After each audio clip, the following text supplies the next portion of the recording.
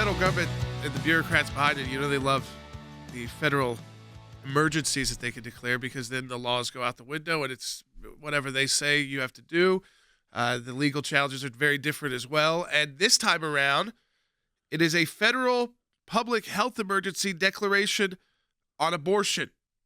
They want to declare through Xavier Becerra and HHS an abortion public health emergency that would free up resources, that would mean your taxpayer dollars, to help people access abortions. Now, there's a huge problem with that already, and is this just politics? Because there is the Hyde Amendment. The Hyde Amendment prevents federal dollars and taxpayer dollars from actually going to pay for abortions. Now, Planned Parenthood has that setup where the accounting setup where they say the money that we get from the federal government we don't utilize for abortions. But the federal government coming right out and saying this is for abortions, they say somehow that they're going to make it easier to travel. So if you're in a state with a lot of abortion restrictions, they're going to make it easier. I don't know how under federal law, with the Hyde Amendment in place, you could possibly say you could pay for someone to go get an abortion. That's not paying for the abortion. I mean, that again, this is going to be something you have to stop in court. And we think it's something that we could get potentially stopped before it's even started. I think you can get a preliminary injunction. And here's the reason why. The Hyde Amendment, which has been around for now 30 years, specifically states that you cannot use federal funds for accessing abortion. That would include funds from the federal government given to the states to be used for travel for people to go to states that have abortion laws, so they call it destination abortion travel.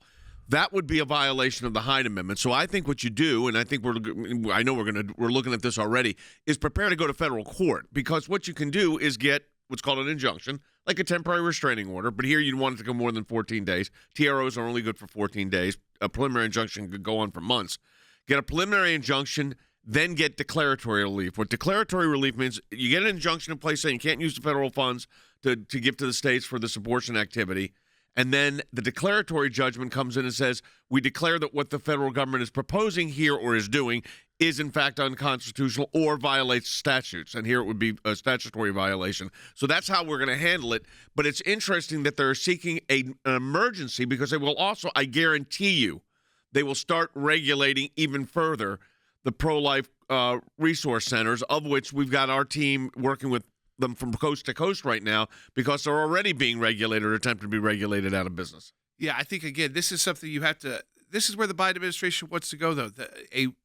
Declare an emergency to kill unborn children because it's not easy enough right now in the United States or in some states. And so they want to make it easier for abortion travel.